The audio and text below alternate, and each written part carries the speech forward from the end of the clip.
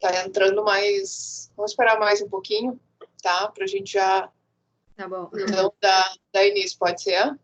Tá bom. Às vezes esse horário é meio horário que o pessoal está se deslocando do trabalho para casa, então ainda tem... Sim, é complicado. Exatamente.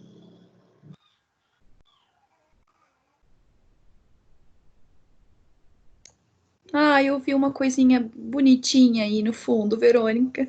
Só um Ah, ouviu? Tá difícil. coisa mó bonitinha. Ai, muito querido. É, de vez em quando talvez vai aparecer um barulhinho. Ninguém vai se importar, tenha certeza.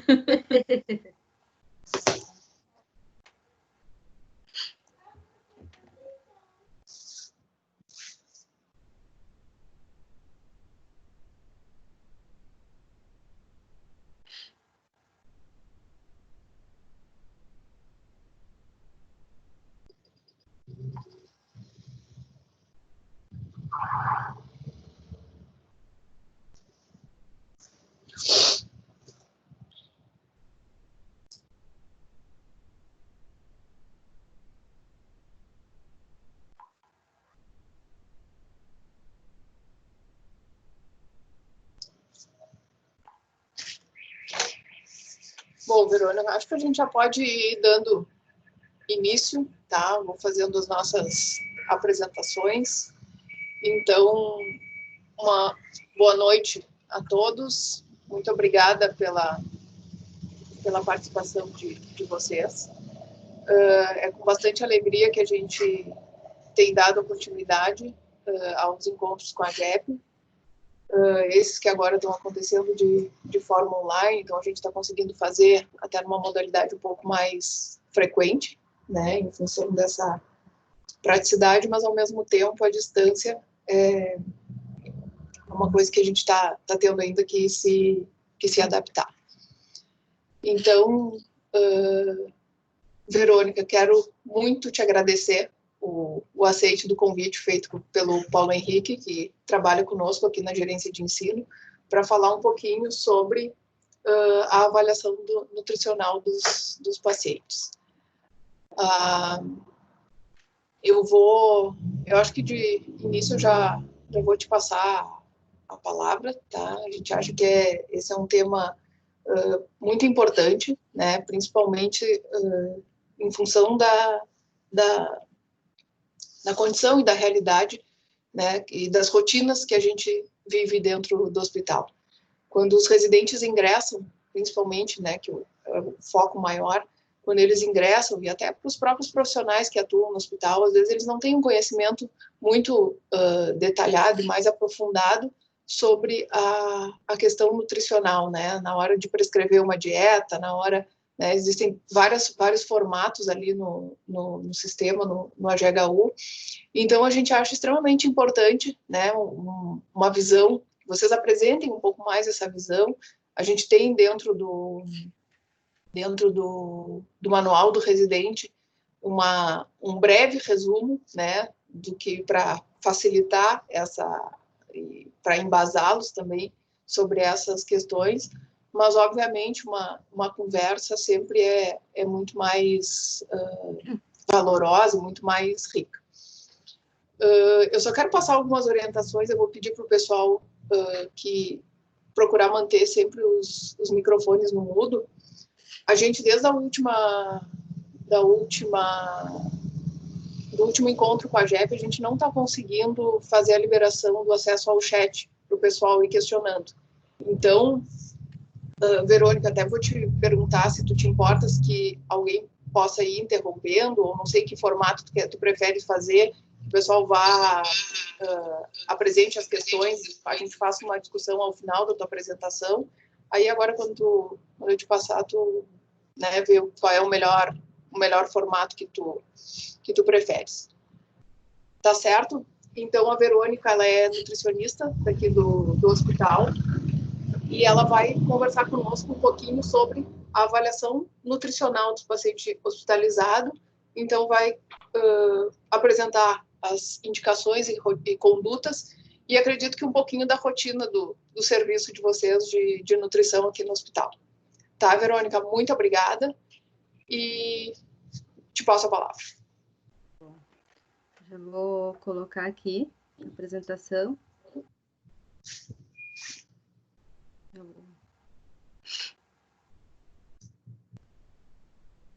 Tá aparecendo?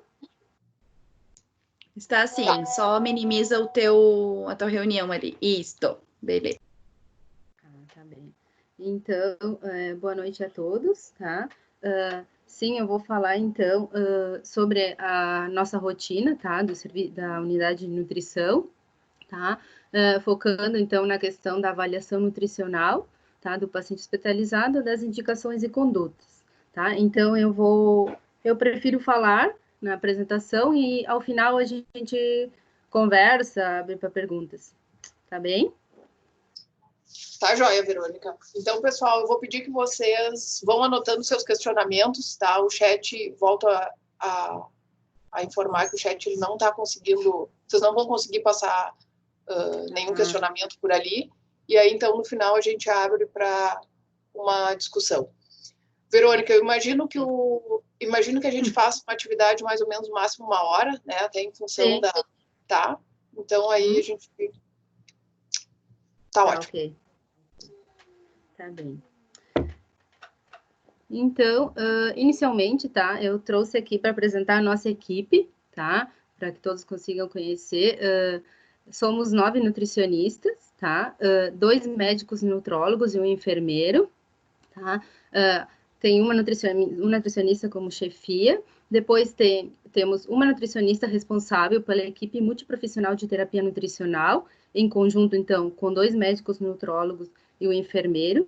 E essa nutricionista também é responsável pela TI adulto e atualmente a UTI Covid-19, tá? Tem outra nutricionista responsável, então, pela pediatria, ginecologia e obstetrícia, e com ambulatório também, né, de obstetrícia, e ela é preceptora da residência multiprofissional em atenção à saúde da criança. Tem outra nutricionista, no caso eu, que sou responsável pela UTI neonatal, unidade de cuidado semi-intensivo, responsável técnica do posto de coleta de leite humano, e também preceptora da residência multiprofissional Atenção à Saúde da Criança. Temos outra nutricionista, então, responsável pela clínica médica, e atualmente clínica Covid-19, e pela RUE 3. Uma outra nutricionista, então, ela é responsável, né, atua no RUE 1 e 2, e no outro turno, no serviço de atenção domiciliar, incluindo PID Melhor em Casa, e a outra nutricionista, no turno inverso, atua também no serviço de atenção domiciliar, em ambulatórios, então, de adulto, né, da nutrição da FAMED. Uma outra nutricionista, então, atua no ambulatório, então, da quimioterapia da ONCO. E temos uma nutricionista folguista. Como a gente não é serviço essencial, então a gente trabalha de segunda a sexta, tá? Das 7 às 18 horas, é a nossa rotina. E aos sábados, em esquema de plantão, das 7 às 17. Então, a gente avalia todos os pacientes internados, tá? No momento da admissão daquele paciente, a gente aplica uma anamnese nutricional, que a seguir eu vou explicar melhor. Nessa anamnese, então, eu vou destacar, então, a questão da avaliação nutricional e da triagem, que é o que permite nos dar um diagnóstico nutricional, e com ele, então, a gente vai traçar a nossa conduta, tá, nutricional, e então vamos ir acompanhando o paciente, né, conforme a nossa triagem, a gente vai ver qual paciente precisa de acompanhamento mais de perto, mas todos os pacientes recebem visita diária. E então, no momento da alta, quando necessário, a gente faz as orientações nutricionais pertinentes. Em relação à avaliação nutricional, então, o objetivo, então, dessa avaliação é poder obter informações adequadas, tá? A fim de, então, identificar problemas ligados à nutrição. A gente vai coletar dados, vai verificar, interpretar esses dados para, a partir disso, né, a gente tomar a nossa conduta nutricional. Tá? A avaliação nutricional, ela é um conjunto de métodos capazes de nos dar um diagnóstico nutricional. Então, para poder evitar ou reverter perdas, né, de nutrientes e possíveis complicações associadas a uma desnutrição que pode ocorrer. A gente sabe que ainda ocorre muito desnutrição, né, nos pacientes hospitalizados.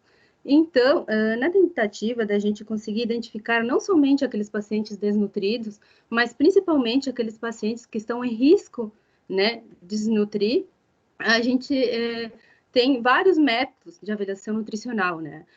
Vários métodos têm sido desenvolvidos, desde, então, métodos clínicos, antropométricos, dietéticos, laboratoriais, e, então, o foco na triagem nutricional. A triagem nos permite não somente identificar pacientes desnutridos, mas, principalmente, aqueles pacientes que estão sob risco de desnutrir, então, a gente conseguir fazer uma intervenção nutricional precoce e evitar essa possível desnutrição.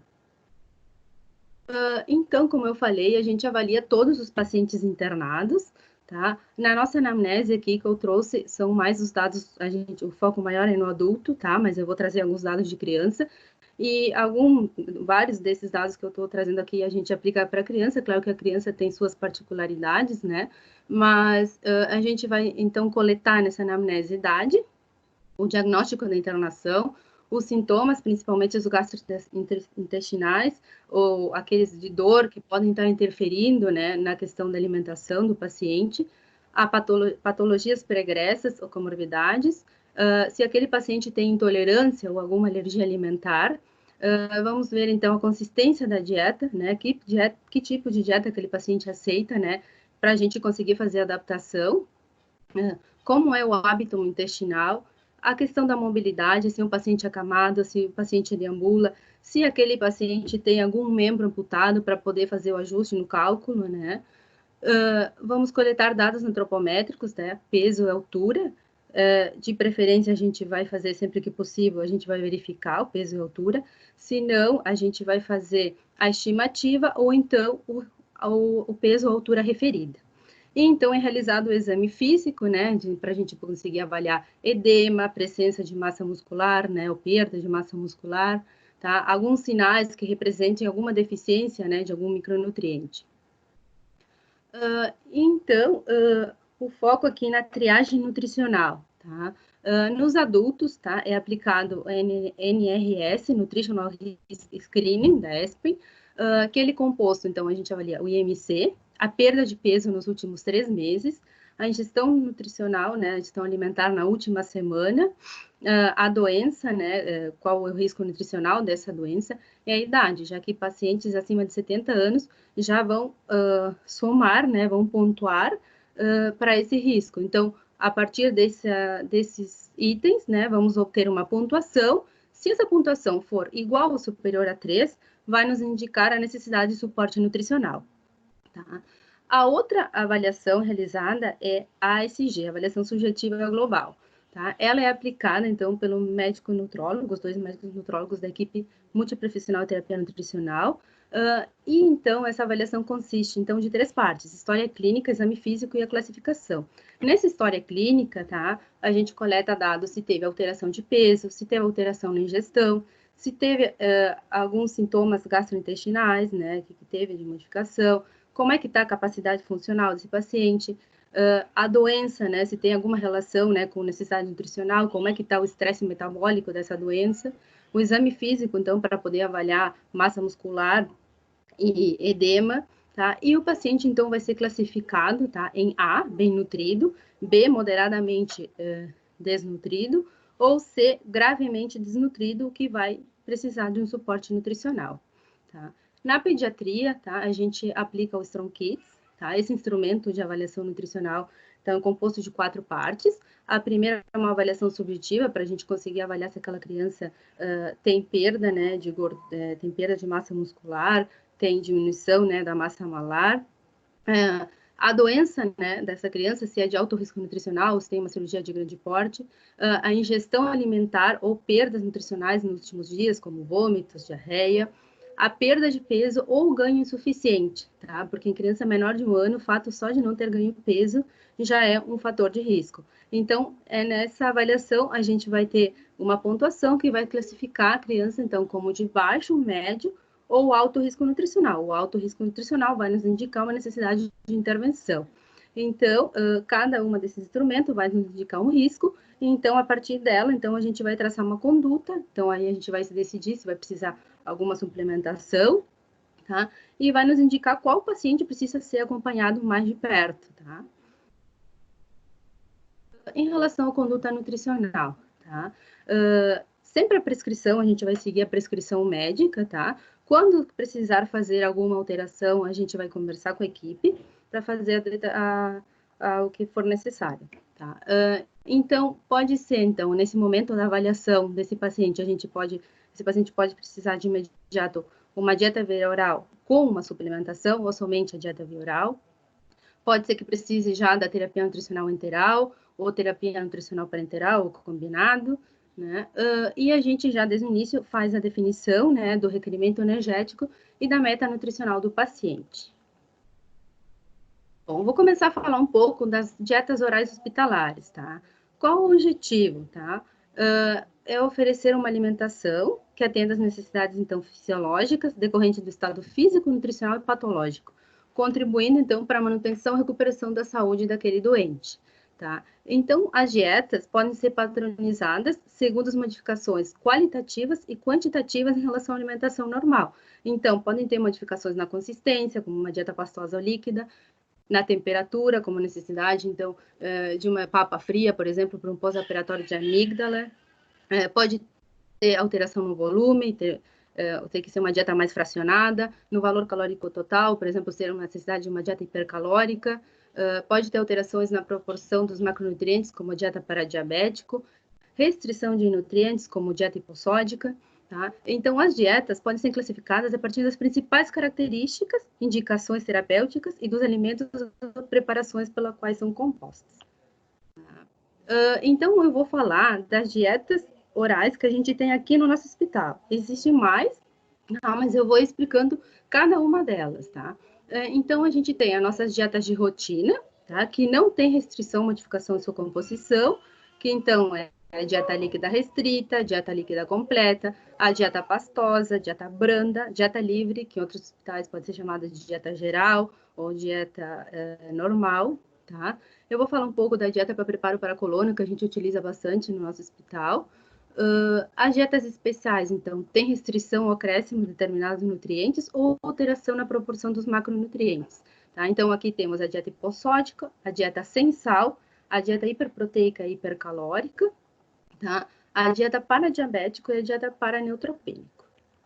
Começando, então, né, na evolução, então, a dieta líquida restrita, tá?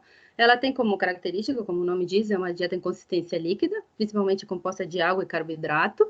Ela serve para hidratação e mínima formação de resíduo, tá? Ela tem um volume reduzido, administrada de forma fracionada, para tentar proporcionar o máximo possível do repouso do sistema digestivo, desde a mastigação até a absorção, tá? Como ela tem um baixo valor calórico e nutricional, assim que possível, é importante a evolução, tá, dessa dieta. A principal indicação, então, é no pré-operatório de cirurgias de cólon, tá? No pós-operatório imediato e na evolução da terapia nutricional. Então, na redução da nutrição parental, da nutrição parenteral e introdução da via oral. Tá? Os alimentos permitidos, então, é água sem gás, né? Não pode ser gaseificada, chás, seja com açúcar, com malto ou com adoçante, gelatina líquida, sucos de frutas coados, caldos, né, de legumes coados e picolé à base de fruta, que esse aí a gente não tem no hospital, mas é permitido. A dieta líquida completa, tá? Os alimentos são em consistência líquida também, para pacientes, então, que precisam um mínimo de esforço digestivo, tá? E de pouco resíduo. Como tem um valor calórico reduzido, geralmente a gente precisa colocar suplemento para poder atingir a necessidade de calorias, né? A administração também é fracionada, e precisa de um controle de volume para evitar distensão abdominal. Ela é indicada, então, no pós-operatório de cirurgias de boca e outras evoluções de pós-operatório, fratura de mandíbula, se usa bastante, estreitamento esofágico e intolerância aos alimentos sólidos, então, pacientes que têm alterações na mastigação e deglutição. Tá? Os alimentos permitidos são mingau, seja de arroz, de milho, de aveia, caldos, sopas liquidificadas, que podem ser de legumes, podem conter carne, podem conter ovo. Tá? Aqui, a diferença com a dieta líquida restrita, que nessa completa a gente tem leite, né? A gente pode dar leite e derivados, tá? Esses suplementos, né, que eu falei, suplementos à base de leite para poder atingir as calorias que o paciente precisa. Pode ter sobremesas como creme, sorvete, gelatina, tá? a questão das gorduras, óleo, açúcar, não podem estar em excesso, tá? É permitido também água, chá, café, sucos de frutas e bebidas não gaseificadas. Na dieta pastosa, então, tem como característica, então, alimentos que podem ser líquidos, amassados, moídos ou liquidificados, tá? Proporciona certo repouso digestivo e fornece quantidade adequada de nutrientes e calorias, tá? A indicação, então, para pacientes com dificuldade de mastigação e deglutição, então, principalmente os pacientes idosos, que a gente tem bastante, que tem a ausência, né, de prótese dentária, e isso dificulte, portadores de doenças neurológicas, estados graves de doenças crônicas, né, como insuficiência cardíaca respiratória, onde uma dieta pastosa vai beneficiar a questão respiratória, vai dar um certo conforto para esse paciente, e utilizada também, então, na progressão da dieta do pós-operatório. Os alimentos permitidos são biscoitos sem recheio, para poder fazer uma papa, né? Mingaus, legumes cozidos em forma de soufflé ou purê, caldo da leguminosa, né? Somente o caldo, fruta cozida, né? Em purê e suco, leite e iogurte, o arroz pode ser aquele arroz papa, as carnes podem ser moídas, trituradas ou desfiadas também, ovo cozido, a sopa liquidificada, óleo e gordura também não pode estar em excesso, sobremesas como pudim, creme, geleias, tá? E aqui no nosso hospital, a gente, além da dieta pastosa, a gente tem a dieta especial, tá? Essa dieta especial, ela tem um aspecto, uma aparência melhor que a pastosa, tá? Porque a nossa dieta pastosa tem o purê de batata, tem o purê de vegetais, tá? Tem o arroz papa, vai ter o caldo de feijão, tá? E tem a carne liquidificada, ela é totalmente liquidificada. A diferença é que a dieta especial, a carne desfiada. Então, para aquele paciente que consegue, que tolera uma carne desfiada, é melhor. E ela não é tão liquidificada quanto uma pastosa. Então, o aspecto já para aquele paciente que já está com, a gente sabe que a hospitalização leva, né, a uma diminuição do apetite, o aspecto da dieta também é importante para melhorar a aceitação, né? A dieta branda, então, ela é caracterizada, então, por uma atenuação na textura dos alimentos por meio da cocção das fibras e de verduras, legumes e frutas e do tecido conectivo das carnes. Tem a finalidade, então, de facilitar isso o trabalho digestivo. Tá? Ela é pobre em resíduos celulósicos, tá? E isenta de fritura. O valor calórico e nutricional é adequado. Tá? Então, ela é indicada em pacientes no pré e pós-operatório imediato de diversos procedimentos cirúrgicos, exceto mais algumas cirurgias do sistema digestório, no qual é indicada já no pós-operatório tardio. Em afecções gástricas como úlceras e gastrite, tá? E é utilizada na transição, então, entre uma dieta pastosa e a livre. Tá? Ela é composta por pães, né, macios, bisnagas, biscoitos sem recheios, claro, torrada, bolo simples e massas, tudo que seja feito com farinha refinada, não pode ter a farinha integral. Tá? Legumes e verduras cozidas, pode ser no forno, na água, vapor, refogado, tá? Cereais cozidos, somente o caldo da leguminosa, não pode ter o grão também, né? Frutas cozidas, tá? Sem casca, sucos compotas, né? Que aí tá cozido. Fruta crua pode ser, desde que esteja bem madura e sem a casca, então aí poderia ser banana, mamão, pera, que no caso a gente tem banana e mamão, no hospital não temos a pera, tá? Leite e derivados permitido, carnes cozidas, tá? Assadas ou grelhadas, ovos, e não pode ter excesso de gordura, né? Nem de açúcares. A dieta livre, então, como o nome diz, é uma dieta em consistência normal, com quantidade adequada, então, em caloria, proteína, carboidrato, lipídios, vitaminas e minerais, com a finalidade de manutenção da saúde e do estado nutricional. Tá? Ela, então, é indicada para pacientes com ausência, né, de alterações metabólicas importantes, tá? Ou que não estejam em risco nutricional, tá? Então, são para aqueles pacientes que não necessitam de nenhuma modificação em relação à dieta, tá? Aquelas patologias que não vão interferir, né, nessa questão nutricional. Então, é permitido todos os alimentos de uma alimentação saudável.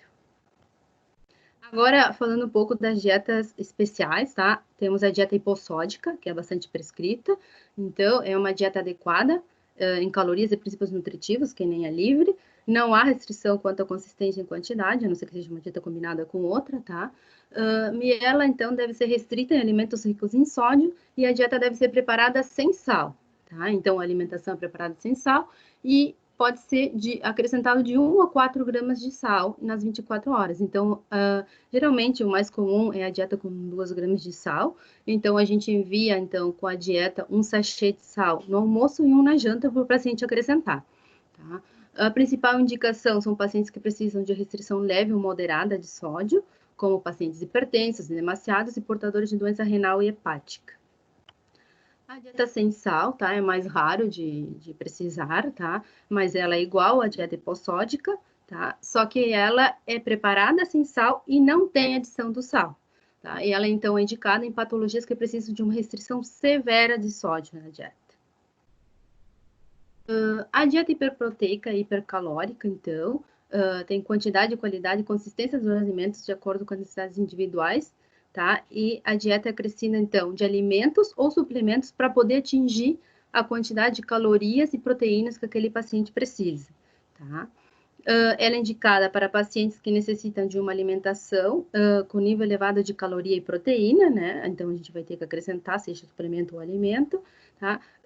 E em doenças, então, hipercatabólicas, como no caso do câncer, trauma, doenças infecciosas, em secreção de feridas, e principalmente naqueles pacientes desnutridos, tá? É uma dieta que a gente vai ter que calcular, tá? A gente faz análise nessa dieta para a gente conseguir verificar se realmente aquela dieta está hiperproteica e hipercalórica para o paciente, que dependendo do peso, vai ser bem diferente a quantidade que cada um vai precisar.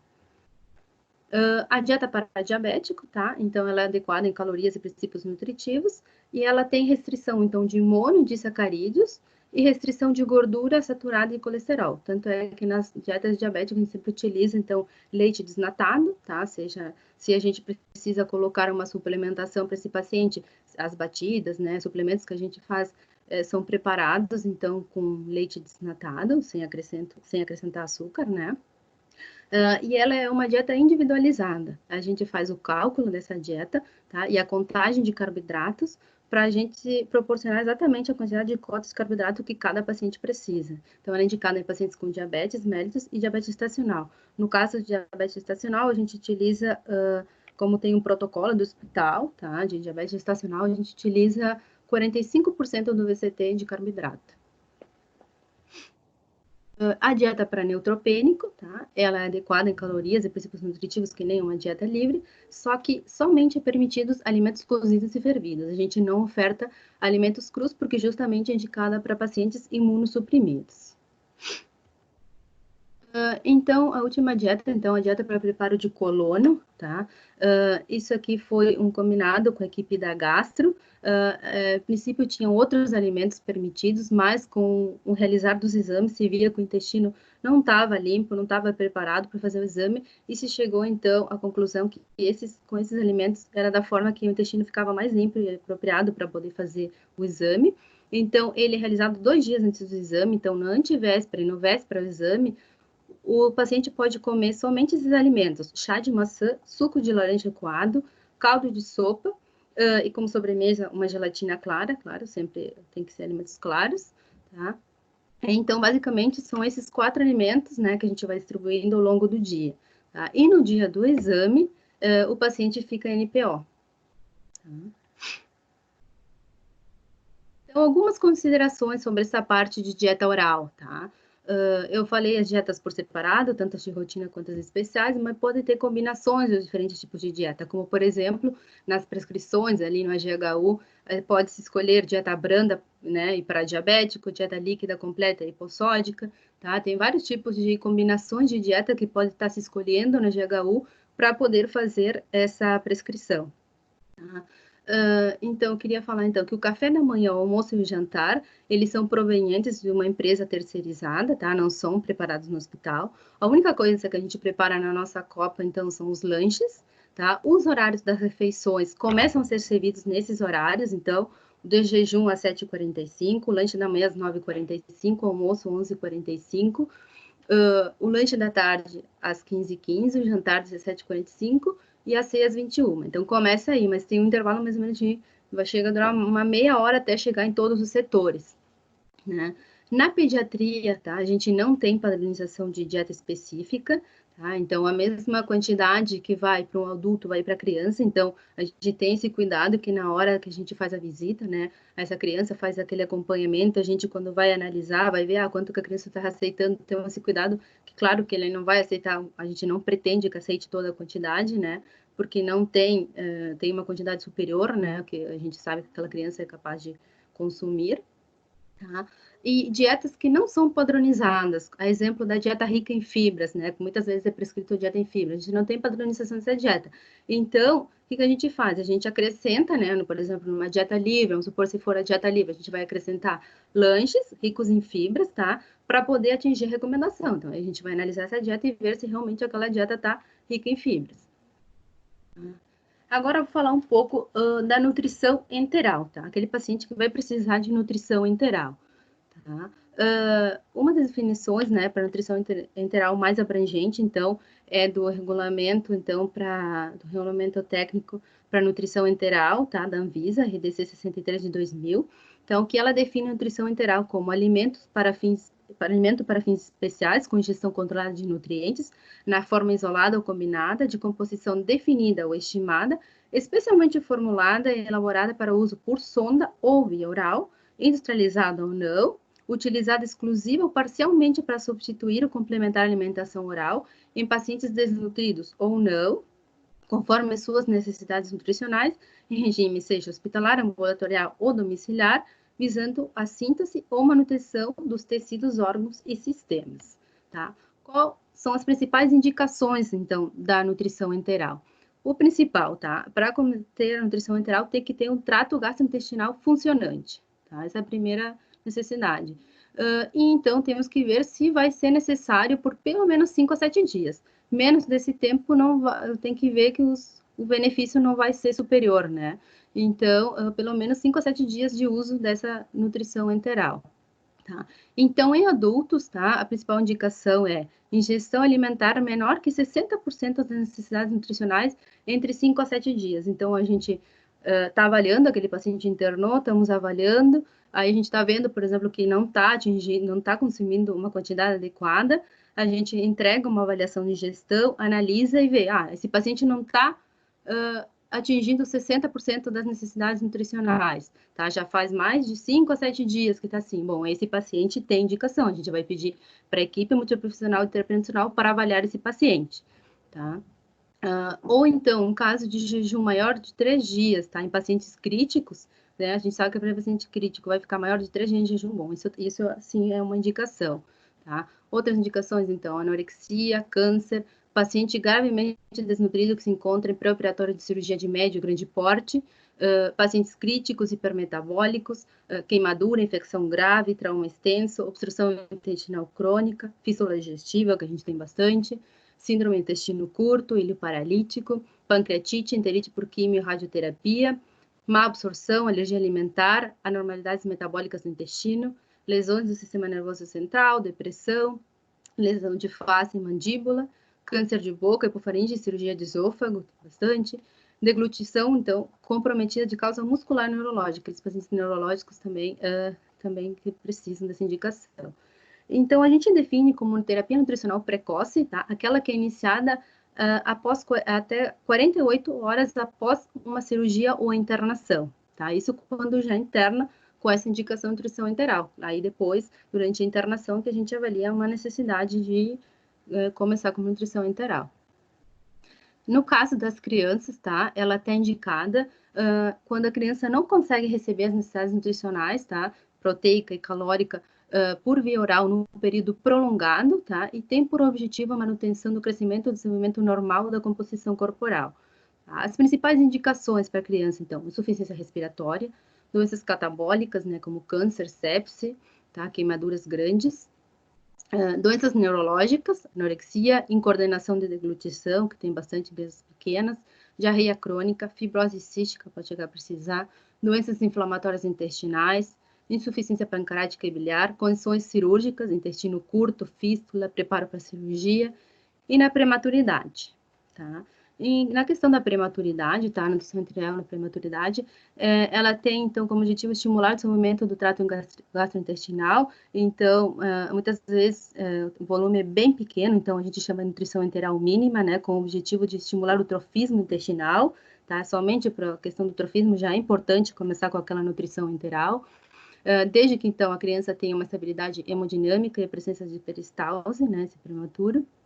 Em caso de prematuro de baixo peso, ou muito baixo peso ao nascer, o início ideal, então, dentro das primeiras 6 a 12 horas de vida, tá? No caso de extremo baixo peso ao nascer, o início pode ser um pouquinho depois, mas sempre dentro dos primeiros dias de vida. Geralmente é indicado, então, para crianças, então, menor de 32 a 34 semanas e 1,5 kg. Ou por quê? Porque essas crianças não apresentam a coordenação, sucção, deglutição, respiração. Então, não vão conseguir iniciar como uma via oral, então vai precisar a nutrição enteral para poder começar a estimular esse trofismo e conseguir fazer uma boa progressão da dieta posteriormente. E no geral, então, a indicação e vias de acesso, tá? Então, primeiramente, a gente tem que pensar, o trato gastrointestinal está funcionante? Tá? Não tá. Bom, e não consegue uma via oral, né? Não consegue, não está funcionante, então a indicação é nutrição parenteral. Quando tem o trato gastrointestinal funcionante, tá? A gente tem que pensar no tempo, tá? A nutrição enteral vai precisar ser superior a 6 semanas? Bom, no caso que não precise, a gente vai utilizar, então, pode ser colocado, então, uma sonda nasoenteral, tá?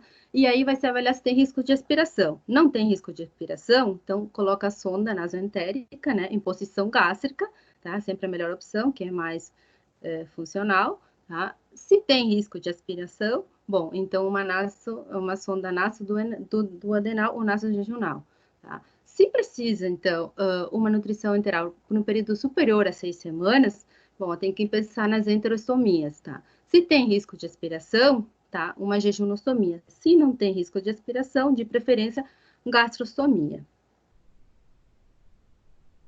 Em relação ao sistema e técnicas de administração. Bom, o sistema que a gente trabalha no hospital é o sistema fechado, tá? Mas também tem o sistema aberto. O sistema fechado, a embalagem, né, que vem a dieta, tá? Ela é pronta para uso, tá estéril, é somente instalar ali no equipo, tá? Então, tem essa vantagem em relação ao sistema aberto, porque no sistema aberto vai ter que abrir, né, o frasco, vai ter que porcionar, vai manipular, vai passar para outro frasco, o risco de contaminação é maior. Então, o sistema fechado tem essa vantagem. Tá? E ele já é pronto para uso, pode deixar pendurado, tem dietas que duram 24, 36 horas. Tá? Em relação às técnicas, tá? Pode ser intermitente, pode ser contínuo. Tá? Intermitente pode ser em bolos, pode ser colocado com seringa, tá? Ou pode ser gravitacional por gotejamento lento. Então, pode ser a cada 3, 4 horas ou a cada 2 horas, né? Conforme for determinado. A contínua, então, é por gotejamento gravitacional, desculpa, ou por bomba de fusão. Aqui, a equipe multiprofissional, no caso, então, começa com a técnica, então, contínua, tá? Aí estabelece o volume que vai ser colocado, 20, 30 ml, né, geralmente, e assim que possível, então, se começa a fazer a pausa noturna, né, se deixa contínuo, né, com bomba de fusão para poder controlar, e se passa a fazer a pausa noturna, fica das 9 a 1, né, das 9 da manhã a 1 da noite. E tem alguns casos de diarreia que às vezes se coloca, né, de forma intermitente a cada 2 horas, né, então isso aí a equipe vai acompanhando, né, a equipe de multiprofissional de terapia nutricional vai acompanhando e vai realizando os ajustes conforme a necessidade, tá?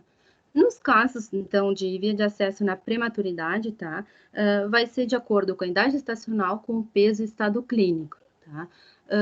Geralmente, então, nessas crianças, como não tem essa coordenação, deglutição, respiração, a sucção, respiração, deglutição, então, a gente se começa, então, com a nutrição enteral por sonda orogástrica, tá? Porque, geralmente, essas crianças vão ter algum catéter nasal, algum CPAP, né? Então, geralmente, vai impedir uma respiração adequada, né? Então, se usa a sonda orogástrica, assim que possível, já se passa para uma sonda naso, para poder começar a estimular a via oral, né, com sucção não nutritiva, e quando possível se passa para a via oral. Então, uma transição. Em relação, então, à classificação das fórmulas interais, a gente pode classificar as fórmulas interais em fórmulas poliméricas e oligoméricas. As fórmulas poliméricas, os macronutrientes, principalmente então a proteína, está na sua forma intacta. As oligoméricas, tá, estão compostas por oligopeptídeos ou aminoácidos livres, tá? Os carboidratos e gorduras são de fácil digestão. Então, dentro das oligoméricas, temos as semi-elementares, que a proteína está parcialmente hidrolisada, está em oligopeptídeos, e temos as elementares, onde a proteína está totalmente hidrolisada, está em forma de aminoácidos livres. Tá?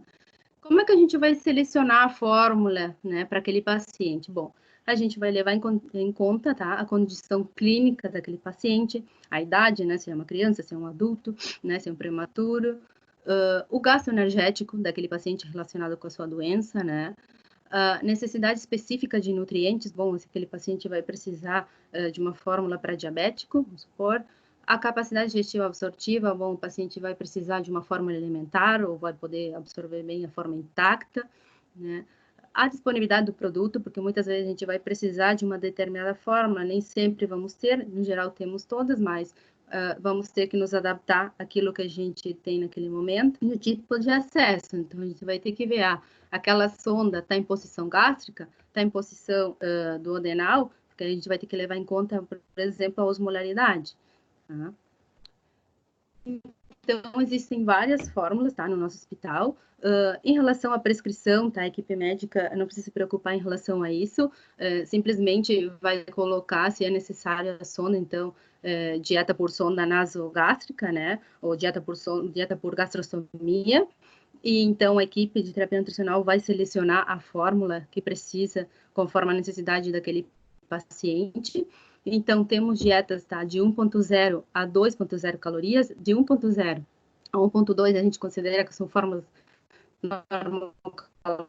calóricas, a partir de 1.3 calorias por ml, a gente considera que são fórmulas hipercalóricas, tá? A gente geralmente se começa com uma dieta 1.0, mas vai depender se aquele paciente tem restrição de volume, a gente precisa dar uma maior quantidade de calorias, vamos colocar uma fórmula com 1.5 calorias, por exemplo, conforme a quantidade de proteína, conforme o peso do paciente, do estado da doença, a gente vai escolher se vai ser uma fórmula hiperproteica, normal proteica. Então, isso vai se escolher até uma fórmula de início, né? Mas isso no caso do adulto. No caso das fórmulas disponíveis no hospital para pediatria, tá? Vai depender da condição. Então, temos fórmulas para prematuro, temos fórmula de partida, fórmula de segmento, fórmula hipoalergênica de 0 a 6 meses, né? Fórmula base de soja, que é para ser usada a partir do 6º mês, fórmula sem lactose, fórmula semi-elementar, fórmula alimentar, fórmula espessada anti-regurgitação, temos fórmula com 1.0 caloria por ml, que é usada de 0 a 3 anos, e fórmula com 1 caloria por ml para crianças de 1 a 10 anos. Falar um pouco, então, em relação à nutrição parenteral, tá? Então, a nutrição parenteral, aqueles pacientes que vão precisar, então, vai possibilitar a manutenção e recuperação do estado nutricional, então, dos pacientes que não podem ser nutridos via trato gastrointestinal, tá? A definição, então, da Anvisa, né, para a nutrição parenteral é que ela é uma solução ou emulsão composta basicamente de carboidratos, aminoácidos, lipídios, vitaminas e minerais, estereopirogênica, acondicionada em recipientes de vidro ou de plástico, o nosso aqui é de plástico, né, destinada à administração intravenosa em pacientes desnutridos ou não, em regime hospitalar, ambulatorial domiciliar, visando a síntese ou manutenção dos tecidos, órgãos ou sistemas, tá? Em relação às indicações, então, da nutrição parenteral, ela inclui considerações, então, sobre a capacidade absortiva e digestiva, tempo de sua aplicação e seus riscos, tá? Então, a principal indicação, tá? Suprir as necessidades nutricionais e metabólicas dos pacientes que não podem, não devem ou não manterão uma ingestão alimentar adequada, tá? Que isso significa que não atinge 60% das necessidades. Então, pode ser um paciente que esteja com uma via oral, mas não tolerou uma enteral, né? E não está atingindo essa necessidade também, tá? Então, pacientes sem possibilidade de acesso gastrointestinal com intolerância à nutrição enteral, como, por exemplo, ileodinâmica, obstrução do intestino delgado, em condição, então, de digestão ou absorção inadequada, tá? Com grave perda de secreções e fluidos digestivos associados a uma absorção, como em fístulas ou síndrome do intestino curto grave, tá? Em paciente crítico, o uso de nutrição parenteral suplementar deve ser considerado após 7 a 10 dias, independentemente do risco nutricional, quando não for atingido 60% mais da meta nutricional estabelecida pela nutrição enteral. Então, aí, pode ser que essa nutrição enteral combinada com a parenteral seja necessária. Em relação, então, ao tempo, né, que vai indicar, se precisa, então, nutrição parenteral periférica ou nutrição parenteral central, tá? Na nutrição parenteral periférica, é indicado, então, que os pacientes não podem ingerir ou absorver maior de 60% das necessidades, como eu falei, por nutrição enteral oral. E, então, a questão do tempo, a duração do aporte nutricional endovenoso deve ser até 2 semanas. Se for maior que 2 semanas, bom, aí está indicado a nutrição parenteral central. E, então, também na nutrição parenteral periférica, na incapacidade do acesso venoso central, tá? A nutrição parenteral central, então, é indicada quando os benefícios, tem que considerar a questão que os benefícios superem os riscos, tá? A duração maior de 2 semanas, quando o acesso venoso periférico for limitado, na necessidade de grande quantidade de nutrientes, né, e necessidade de restrição de fluido. A gente sabe que tem a questão da osmolaridade, que vai, se for maior de 900, não vai poder ser periférico, vai ter que ser um acesso venoso central. Em relação a recém-nascidos a termo e prematuro, tá? Os RN, então, tem que estar metabolicamente estável. Quando a oferta de nutrientes, então, por via enteral, for temporariamente dificultada, quer seja pela imaturidade do trato gastrointestinal ou condições clínicas especiais. Então, todas aquelas crianças com menor de 1,5 kg, tá, que nascem, que estão na UTI neonatal, ela tem essa indicação, tá, da nutrição parenteral, porque a gente sabe que tem baixa reserva de energética, né? Então, ela deve ser iniciada dentro das primeiras 24 horas de vida daquele prematuro, porque a gente sabe que, mesmo que comece a nutrição enteral, não vai conseguir atingir, né, uma nutrição plena em tempo adequado para a quantidade de calorias, né, que aquele prematuro está precisando naquele momento. Bom, em relação, então, ao acompanhamento nutricional, tá? A gente realiza a visita diária de todos os pacientes internados. Nessa visita, a gente avalia a aceitação da dieta, tá? A avaliação da ingestão quando necessário, né? Deixa aquele recordatório de 3 dias para análise da dieta e ver quanto que aquele paciente está aceitando. Tá? Se continua realizando durante a internação as medidas antropométricas, né? Realizado o peso, né, avaliado o IMC, né, e ver se teve alguma alteração naquele período de internação. São acompanhados, né, os exames laboratoriais para ver se a gente consegue fazer alguma intervenção, né, conforme o resultado do exame.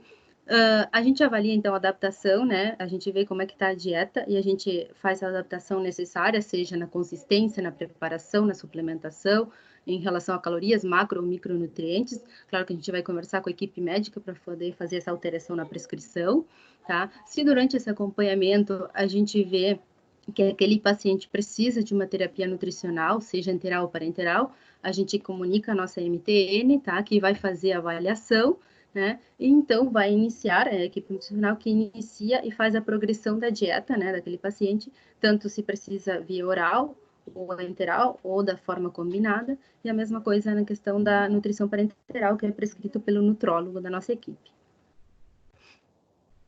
Por último, então, em relação à alta, tá? A gente realiza, conforme a necessidade, as orientações de alta, são realizados planos alimentares, orientações dietéticas para condições especiais, tá? É realizada orientação em relação ao preparo e manipulação de formas nutricionais. Todos os pacientes internados em uso de fórmula, eles, né, com nutrição enteral, eles saem orientados em relação a como é a administração, cuidados, tá? E todos os pacientes têm solicitação da fórmula enteral via Secretaria Estadual de Saúde, isso para os adultos, tá? Em crianças também, conforme a indicação e os critérios, né?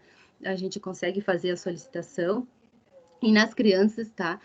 Quando não conseguem sair em aleitamento materno exclusivo, que precisam sair com fórmula, tá? A gente faz a orientação de como deve ser o preparo dessa fórmula. E então, uma questão importante é que a equipe médica sempre consiga avisar a nossa equipe sobre o plano de alta, tá? Isso com uma antecedência de pelo menos 48 horas para que a gente consiga fazer essa orientação nutricional e explicar com calma para aquele paciente. Então, aqui eu queria falar da importância, né, do diálogo entre as equipes, seja com a equipe de enfermagem, equipe médica, fono, né, todos os profissionais, né, que atuam no nosso hospital, para que a gente consiga dar o maior suporte, né,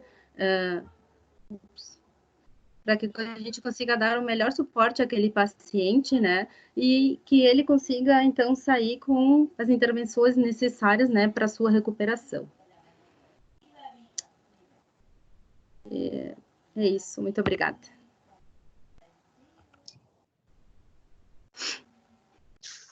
Tá joia, Verônica. Nós que agradecemos. Na verdade, te ouvindo, como tem inúmeras possibilidades, eu acho que bem como tu falasse agora no final, não tem como vocês não terem uma interação com a equipe médica e com as demais equipes do hospital em função da necessidade de discussão, né, caso a caso, para se conseguir indicar a dieta mais ideal. Então, obviamente que nenhuma equipe médica ou qualquer outra equipe tenha condições de avaliar isso tão a fundo quanto vocês, e para passar, né, justamente as questões relativas ao caso, as peculiaridades de cada caso, né, em função das patologias, em função dos diagnósticos, para que vocês consigam também auxiliar e dar um melhor suporte nutricional para o paciente. Então, Paulo Henrique, já estou vendo ele aqui. Não sei se, Paulo Henrique, tu queres fazer mais alguma consideração, e aí depois a gente abre para perguntas. Tá desativado teu microfone. Estão me ouvindo? Sim, agora sim. Tá, primeiro, me desculpar, Verônica, contigo pelo pequeno atraso que eu tive. Eu estou aqui no consultório e acabei me atrasando com o último paciente e não consegui chegar no início da tua palestra. Segundo, para te parabenizar pela palestra, eu acompanhei 90% dela. Eu acho que foi muito completa. Em 1 hora tu conseguisse abarcar, na verdade, tudo que o serviço, de uma forma, claro, né, que caiba em 1 hora, né, mas abarcar toda a gama, todo o trabalho que se faz ali no serviço de nutrição, que eu acho que é muito importante que a gente conheça, né? Eu acho que, de um modo geral, é importante que todo hospital se conheça. A gente acaba conhecendo muitas coisas que a gente faz, mas a gente não extrapola muito para conhecer as outras áreas do hospital e quanto isso pode ser rico e de um grande aprendizado para todo mundo, né? E eu fico com pena que um encontro desses, com tanto conhecimento, com tanta riqueza de informação, a gente esperava que tivesse um público maior, por exemplo, dos médicos residentes e de alguns dos preceptores, né? Mas quero te parabenizar porque eu acho que foi muito completa a tua palestra, abarcando as dietas orais, as enterais, as parenterais, nos falando a respeito das indicações e de como é que é o trâmite disso dentro do hospital. Eu queria te fazer umas perguntas, umas dúvidas que eu tenho com relação especificamente ao âmbito do nosso hospital, assim. Tu comentou que a dieta do café da manhã, do almoço e do jantar, elas vêm de fora. A gente sabe disso, né? Que é uma empresa terceirizada que traz. Como é que é o controle?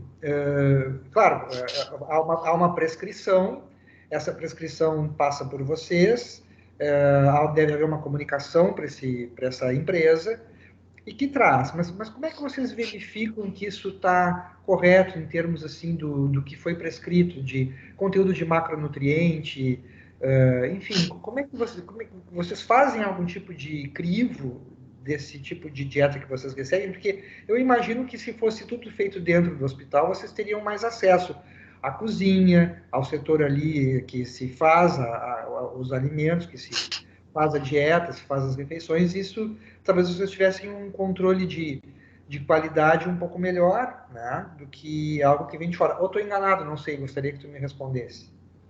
Sim, na verdade, tá, o setor, né, a parte de produção agora da nutrição, na verdade, não é mais a nutrição, a parte da produção agora, ela pertence ao... Trancou a imagem? Congelou a internet dela lá.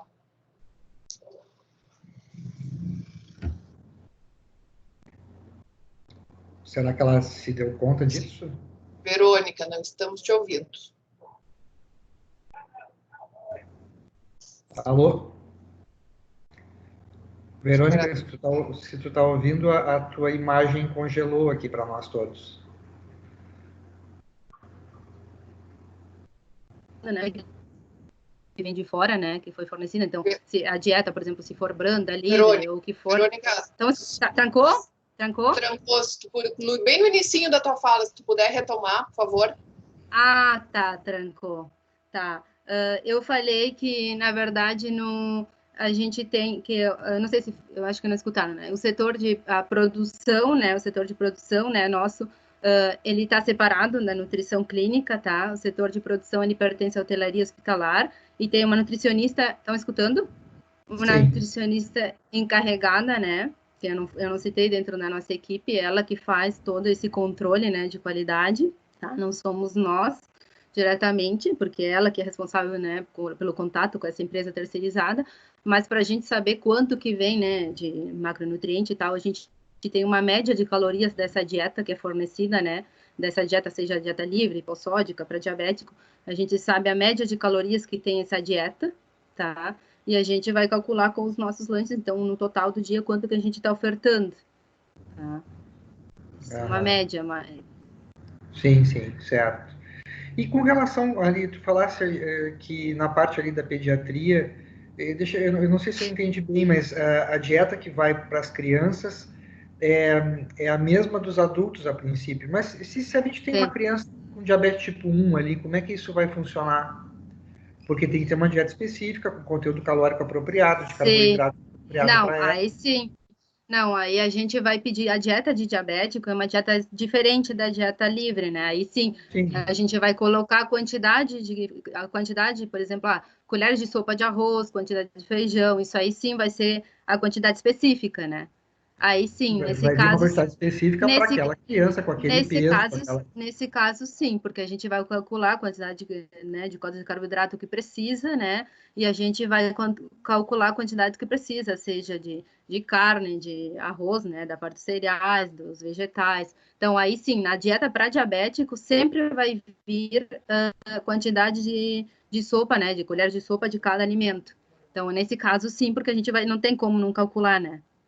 Tá. Nesse caso, sim. Uma coisa que eu queria ver contigo, que eu tenho uma vaga memória, para pacientes que estão acamados e a doença que faz o paciente estar internado e acamado impede que ele seja pesado numa balança, tá? Que tu leve ele até a balança. Tem alguma fórmula que a gente consiga estimar o peso? Porque isso acaba sendo muito importante com relação ao que tu está prescrevendo de dieta para o paciente, em termos de conteúdo calórico, enfim. A gente tem várias fórmulas que a gente faz com a medida, né, da altura do joelho e da circunferência do braço, né? Então, aí tem por faixa etária, né, por raça, para homens, mulheres, raça. Então, a gente tem 2 cálculos específicos, tá? Que a gente coloca ali, tá? Com a altura do joelho e a circunferência do braço e a gente faz a estimativa, né? Do peso. Para o peso. E para a altura também temos. Para a altura também temos. Tá. Que tinha alguma coisa a ver com uma fórmula que poderia estimar, porque esse é um problema que a gente tem às vezes, a gente tem... Não, sim. Estamos fazendo algum tratamento, dando alguma dieta hiperproteica, hipercalórica, esperando que aquele paciente, ou por algum motivo qualquer, esse paciente está recuperando peso, e o paciente ainda não está em condição de ser pesado, a gente fica naquele olhômetro, como os médicos dizem. Não, aí a gente faz a estimativa do peso com fórmula, né? Com essa fórmula. Tá. Para tentar o mais próximo. Às vezes dá um pouco de erro, né? Depende, mas o mais próximo possível. Claro. E com relação à alta que tu comentou, vocês costumam, para pacientes diabéticos ali dentro do hospital, muitos anos que eu trabalhei na enfermaria, eu sempre, quando dava alta para o paciente hospitalizado, eu tinha essa conduta de mais ou menos 48 horas antes de avisar a nutrição, ainda quando o hospital escola lá dentro da Santa Casa, há pouco tempo atrás aqui no nosso hospital mesmo, de avisar a nutrição para, principalmente o diabético, assim, que chegou praticamente virgem de tratamento, que sempre pergunta para o médico o que ele pode comer, o que ele não pode. Hoje em dia, com o serviço de nutrição de vocês se apresentando como nutricionistas, eles podem dirigir essa pergunta para vocês, mas é muito comum que eles perguntem ainda pro médico, né? O que pode comer, o que não pode comer. a gente dá as orientações mais gerais, mas é sempre interessante, eu acho, que o paciente receba alguma orientação por escrito, né, do plano alimentar para ele poder seguir em casa, né? Sim. Vocês têm o hábito de entregar por escrito isso para os pacientes, os diabéticos, eu estou colocando dentro da minha área mesmo. Sim, não vou te dizer todos, né? Tem muitas vezes que os pacientes têm alta e a gente não sabe que vai ter alta, né? Então, claro que quando o paciente ficou internado por um período prolongado de tempo, que se fez o acompanhamento, que foi se captando as dificuldades que aquele paciente tem, né, de entendimento, né, da doença em relação à alimentação, o que pode, não, né, consumir. Bom, ao longo da internação a gente vai vendo, né, se aquele paciente está bem orientado ou não. Geralmente não tem uma orientação, né, adequada em relação à dieta, né? E sim, se entrega, né? Se entrega por escrito. Não todos os pacientes, né? Mas a maioria sim. E na obstetrícia, né, que tem esse protocolo de diabetes gestacional, tá? Todas as pacientes saem com um plano alimentar. Sim. É porque resulta que muitos pacientes aí quando eles dão alta, daí que eles fiquem vinculados a um ambulatório de endocrinologia e um ambulatório de nutrição se demora para conseguir a consulta, e é sempre uma dúvida que eles, não, aí eles a gente, alimentação, né? mas a gente entrega, sim. Ah, ok. Tá bem. Beatriz, te devolvo a palavra para o pessoal. Não, pode continuar. Estou achando ótimo. Não, Pessoal, eu não sei se mais... achei muito didática a tua apresentação, assim, para mim foi de muito retorno. É bom.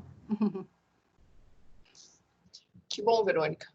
Pessoal, mais alguém quer fazer algum comentário, algum questionamento para a Verônica? Abram seus microfones.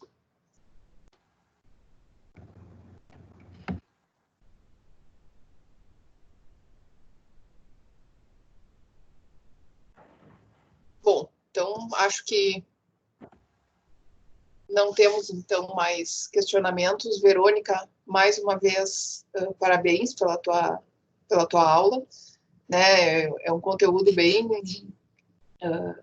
uma grande quantidade de conteúdo, né? Obviamente, como eu falei, acho que é nada mais importante do que a comunicação, do que o contato entre os profissionais, né? Para se conseguir, então, trazer o melhor resultado sempre para os pacientes. Acho que foi bem clara.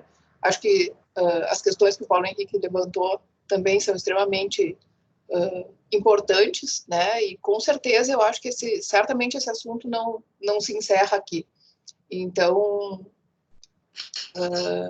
quero te agradecer mais uma vez e convidar já todos que estão aqui que o próximo encontro da GEP ele vai ser com o pessoal do grupo de pele e eles vão falar um pouquinho conosco sobre a cicatrização de lesões cutâneas e vão falar sobre novas tecnologias e cuidados multidisciplinares, tá? Vai ser no dia 22, sem ser na próxima quarta-feira, na outra, também às 18h30.